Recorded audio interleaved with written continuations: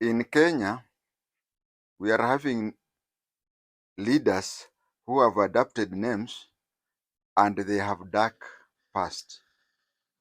We have Sonko, who is a jailbreaker from Shimolatewa. We have Kimani Wamatangi, who is supposed to be dead. We have Baba Yao, but of those three, Baba Yao is of the least the mistakes. Among the Kikuyu people, we have very many relatives with similar names.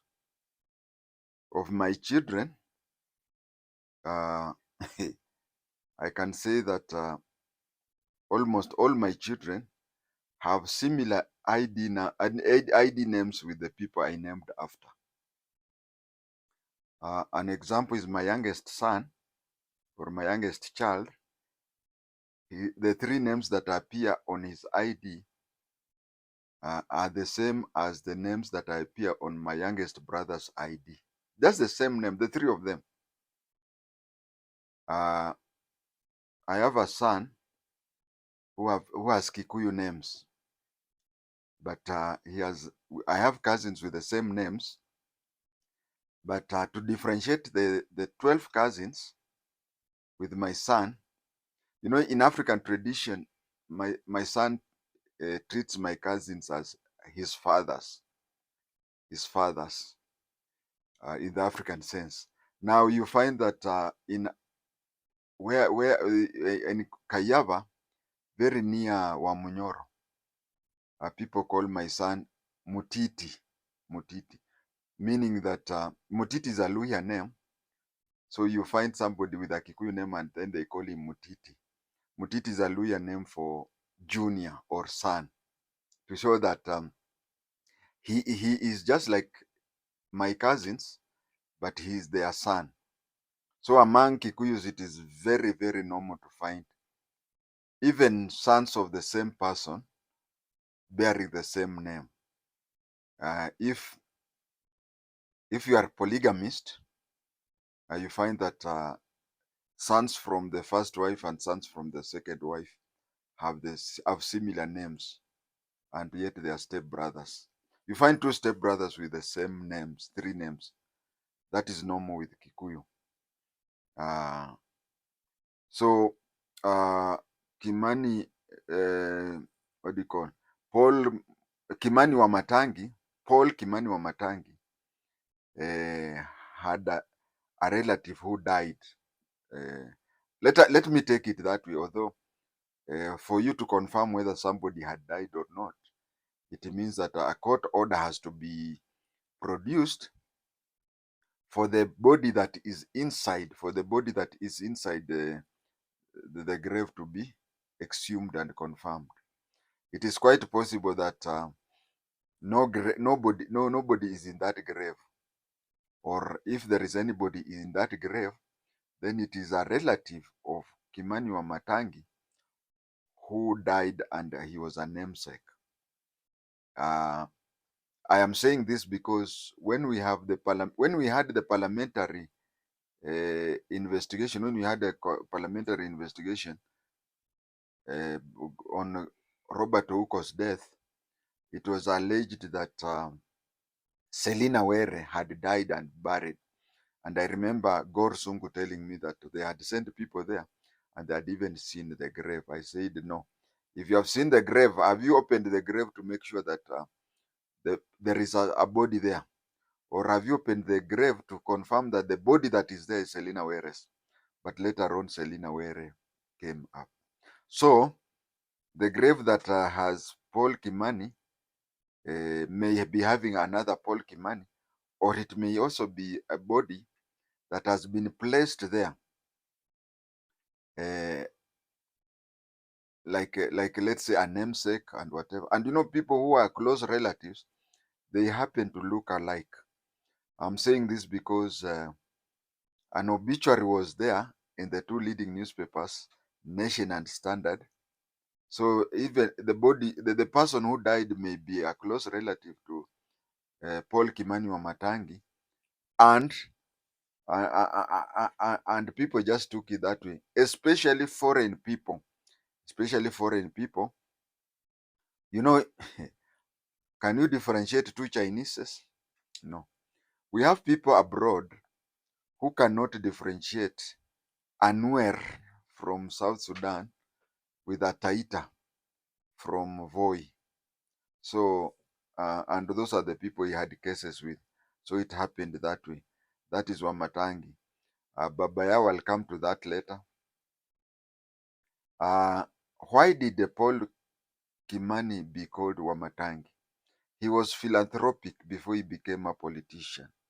He was a philanthropic before he became a politician, where he decided each and every homestead had to have a water tank. You know, in Kenya, we have that problem. When it rains, we have no way of harvesting water so as to use it during dry season. We don't have that, whatever. Or if it is there, very few homesteads use that.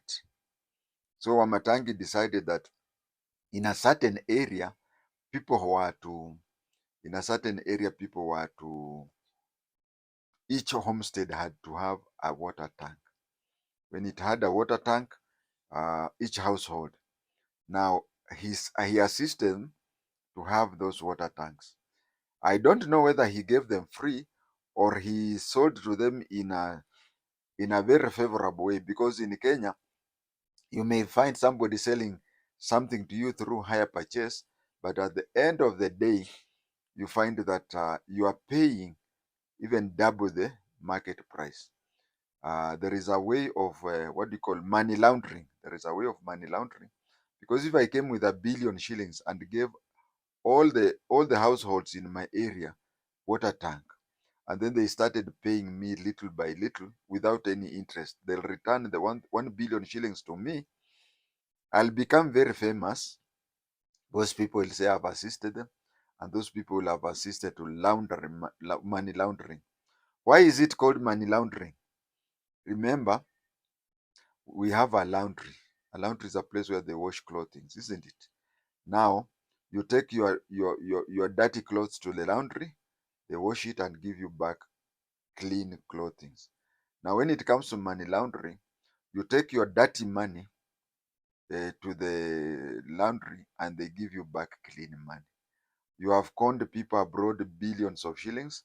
You come back to Kenya, give in one sub county, give each and every household a water tank, which a water tank, let's say, worth 1,000 shillings, and you tell them you are giving them 3 years to return the 1,000 to you. After 3 years, you have 1,000. You have the billions you have stolen back to you, and people will say that you made billions cleanly. That is why I would tell Kenyans, don't see somebody making billions of shillings in a very simple business and you go there. You'll do that and find that you run bankrupt. But people say, hey, kumbe, this simple thing of matangi, giving families, killer family, tangi tangi, can make you a billionaire. And that is what we call money laundering. So when he used to give each household a tank, you know, Swahilis, a tank of water, where Swahilis call it tangi la maji. Tangi la maji comes from the word tank. So each homestead were given a tank, and whoever was giving out was called Kimani. Kimani. So people started calling him Kimani Wamatangi, Kimani who gives people tanks.